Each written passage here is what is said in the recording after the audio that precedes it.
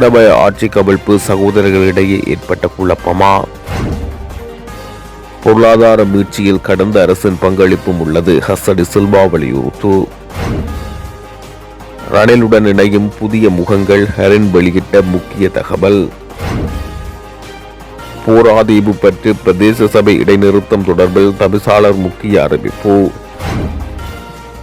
அடுத்த தலைமுறை ஈழத்தமிழர்களின் பலத்தை சிங்கள தேசத்துக்கு படம் போட்டு காட்டிய நாமலின் பிரித்தானிய பயணம்.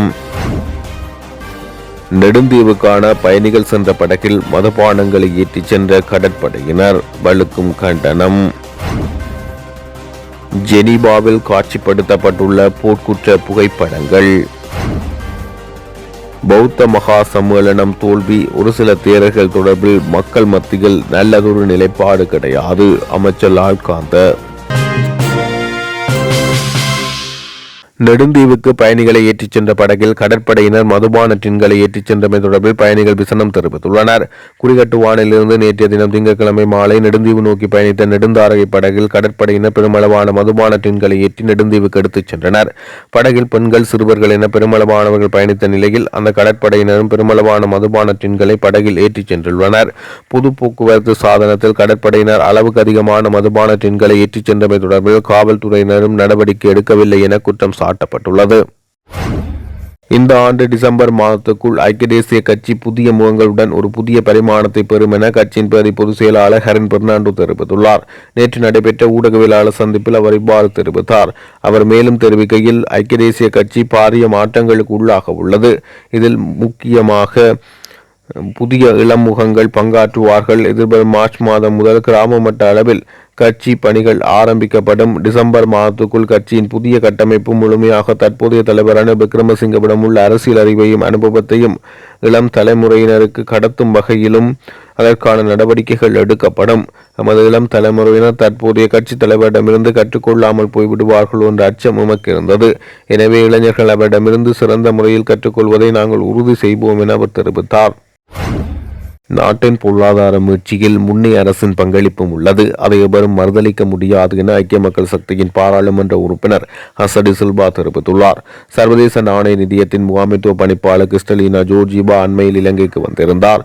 அவர் வழங்கிய நேர்காணலில் பொருளாதார மீட்சி ஏற்படுவதற்கு தற்போதைய அரசு முன்னெடுத்த செயற்பாடுகளை வெகுவாக பாராட்டினார். எனினும் முன்னைய அரசின் பங்களிப்பு தொடர்பில் எந்த கருத்தையும் வெளிப்படுத்தவில்லை. இந்த விடயங்கள் தொடர்பில் பாராளுமன்ற உறுப்பினர் ஹசடி சில்வா ஊடகங்களிடம் கருத்து தெரிவித்தார். இலங்கையின் பொருளாதார மீட்சி ஏற்படுவதற்கு கடந்த அரசு வழங்கிய பங்களிப்பை அங்கீகரிக்க வேண்டும் என அவர் வலியுறுத்தினார். தற்போதைய வெற்றியாளர்களுக்கான அடித்தளம் முன்னே ஆட்சியில் போடப்பட்டது எனவும் அவர் தெரிவித்தார். 70% இருந்த நாட்டின் பணவீக்கம் மிக விரைவாக 2% குறைக்கப்பட்டது. மறை 7% இருந்த பொருளாதார வளர்ச்சி 5% மாற்றப்பட்டது. இவையெல்லாம் குறைமதிப்புக்கு உட்படும் விடயமல்ல என பாராளுமன்ற உறுப்பினர் ஹசடி சில்வா தெரிவித்துள்ளார்.